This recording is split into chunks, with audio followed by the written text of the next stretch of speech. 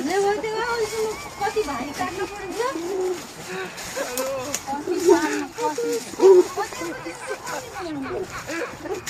घाँस बाँधिछु त एकछिन भनेर घाँस काट्यो बाँध्ने होइन घाँस काट्यो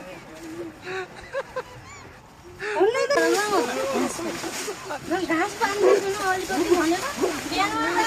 कति धुएँ के गरेँ कसो गरेँ मैले मात्रै काम गरेँ त्यो सोचेर हुन्छ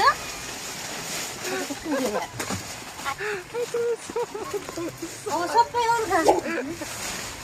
अब सबै घाँस आफै बाँध्दै बाँध अब आफै बाँध्नु सब घाँस बाँध्दैन म त घाँस हुनु म त बाँध्दैन बाँध्न आफै बाँध्ने काम म बेग्लै छ